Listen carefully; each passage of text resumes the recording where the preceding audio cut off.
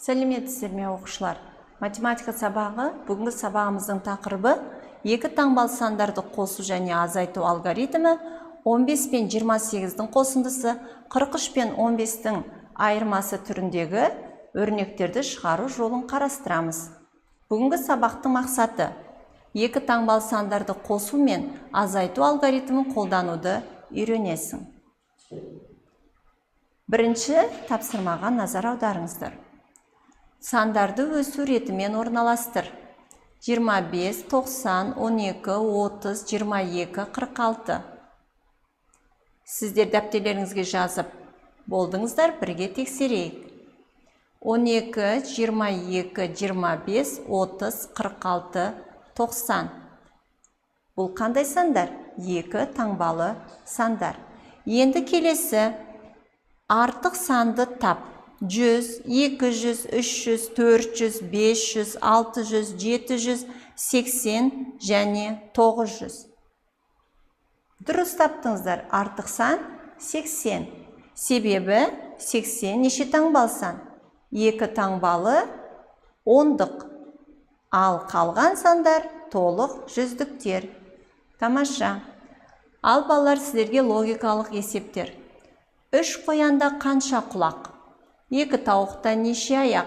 Ал 2 қойда ше? 20 саусақ көрінсе, неше қол болғаны? Келесі, қазда бар 2 аяқ, тауықта бар 2 аяқ. Екеуін қосып санаса, болады сонда қанша аяқ? Бір-бірімен жарысқан, 2 аю, 1 арыстан, 4 қоян, 3 түлкі, бәрі нешеу ойлан сен. Балалар, осы логикалық есептерді шешіп, жауаптарын апайларыңызға жібересіздер. Суретте бейнеленген спорт ойындарын түрлерін ата. Есептеуді ауызша түсіндір, дұрыстығын тексер. Бірінші, мұзда мәнерлеп сырғанау. Екінші, дұрыс айтасыздар, скейтпен сырғанау. Үшінші, хоккей. Төртіншісі, футбол. Бесіншісі, велоспорт. Баскетбол, шаңғы тебу, теннис және жеңіл атлетика турникке тартылу. Енді балалар, сіздерге өрнектер берілген, осы өрнектерді мәнін табайық. Бірінші өрнекті қарастырайық. 100 бен 76-ның айырмасы нешеге тең? Дұрыс, 24-ке тең. Келесі, 79 бен 11-дің қосындысы нешеге тең? 90. Дұрыс. 68 бен 36-ның айырмасы. Тамаша. 32-ке тең. 46 мен 54-дің қосындысы. Өте жақсы. 100-ге тең. 52 мен 28-дің қосындысы. Өте жақсы. 80-ге тең. Міне балалар, сіздер өрнектерді шығардыңыздар. Сіздер де спортпен шұғылданыңыздар. Спорт денсаулық кепілі. Келесі тапсырмада балалар бізге 2 таңбалы сандарды 2 таңбалы санға баған түрінде қосуды беріліпті. Ал айтыңыздар, бірінші не істейміз? Дұрыс, 5-ке 8-ді қосамыз. 13. 3 бірлікті жазамыз, 1 ондықты еске сақтаймыз. 1 ондыққа 2 ондықты қоссақ 3 ондық, 3 ондыққа 1 ондық қоссақ 4 ондық. Өрнектің мәні 43-ке тең. 2 таңбалы сандарды қосу алгоритмі. Бірінші не істейміз? Бірліктерді бірліктердің астына, ондықтарды ондықтардың астына жазамын. Екінші, бірліктерді қосамын. Бірліктердің астына жазамын. Ондықтарды ондыққа қосамын. Дұрыс. Ондықтан мәнін ондықтың астына жазамын. Ең соңында қосындының мәні оқисың. Балалар, осы алгоритмді естеріңізге сақтаңыздар. 43 пен 15-дің айырмасы. Бірліктен бірлікті азайтамыз. 3 бірліктен 5 бірлікті азайта алмаймыз. 4 ондықтың 1 ондығын 3-ке береміз. 13-тен 5-ті азайтсақ 8, 3 ондықтан 1 ондықты азайтсақ 2 ондық. Азайту амалының алгоритмін еске сақтаңыздар. Бірліктерді бірліктердің астына, ондықтардың астына жазасың. Бірліктерді азайтасың. 3-тен 5-ті азайта алмайсың, бір ондықты аласың. Бір ондық және 3 бірлік бұл 13. 13-тен 5-ті азайтсаң 8. 8-і бірліктердің астына жазасың. Ондықтарды азайтасың. Бір ондықты қарызға алдық, сондықтан 3 ондық қалды. 3 ондықтан бір ондықты азайтсаң 2 ондық. Айырманың мәні 28-ге тең. Сіздер 2 таңбалы сандарды 2 таңбалы сандарға қосудың, 2 таңбалы сандарды 2 таңбалы сандардан азайтудың алгоритмін қарастырдыңыздар. Осы тапсырмаларды тағы да тыңдап, берілген өрнектерді баған түрінде шығарып, дәптерлеріңізге жазыңыздар. Есеп шығарайық. Веложарысқа 100 адам қатысты. Олардың 35-і ер адам, 25-і әйел, ал қалғаны балалар. Веложарысқа неше бала қатысты? Сіздерде есептің сызбасы тұр. Осы сызбаны сандарды орналастырайық. Бірінші, қызыл кесінді нені білдіреді? Қатысқан ер адамдардың саны. Көк кесінді нені білдіреді? Әйел адамдардың саны. А жасыл түспен балалардың саны. Балалар нешеу қатысқаны бізге белгісіз. Ал барлығы бізде 100 адам. Енді балалар есептің шешуін құрастырайық. Дұрыс айтасыздар. Біз не істейміз? 100-ден азайтамыз 35 пен 25-тің қосындысын. Өрнектің мәнін тауып, дәптерлеріңізге жазыңыздар. Қазір сіздерде сергіту жаттығуы. Орындарыңыздан тұрып, жаттығу жасап алыңыздар.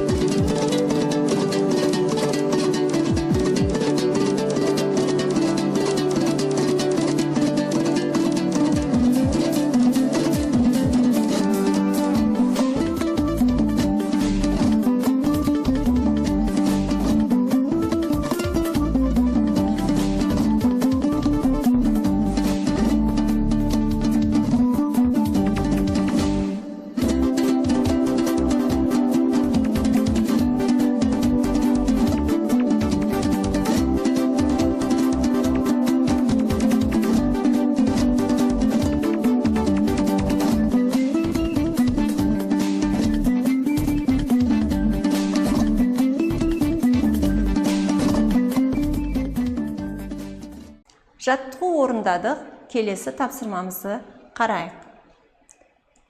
Сіздерге шамаларды қосу берілген. 3 дециметр 5 сантиметр қосу 2 дециметр 7 сантиметр. Әртүрлі шамалар берілген. Біз қосу үшін істейміз. Бір шамаға өрнектейміз. Яғни 3 дециметр 5 сантиметрде бізде неше сантиметр бар? Дұрыс айтасыңдар. 35 сантиметр. 2 дециметр 7 сантиметрде неше сантиметр бар? Дұрыс, 27 сантиметр. 35 пен 27-нің қосындысы неше сантиметр? 62 сантиметр. Келесі тапсырманы қарастырайық. 9 дециметр 4 сантиметр, азайту 7 дециметр 5 сантиметр. 9 дециметр 4 сантиметріміз неше сантиметр? 94 сантиметр. 7 дециметр 5 сантиметр неше сантиметр? Дұрыс, 75 сантиметр. Екеуінің айырмасы нешеге тең? 19 сантиметрге тең. Балалар, қалған тапсырмаларды өздеріңіз орындап шығасыздар. Келесі тапсырмада балалар есептемей салыстыр. Сіздер қосылғыштарға қарап салыстырыңыздар. Мысалы, біріншісі 42 мен 58-дің қосындысы, екінші өрнек 42 мен 18-дің қосындысы.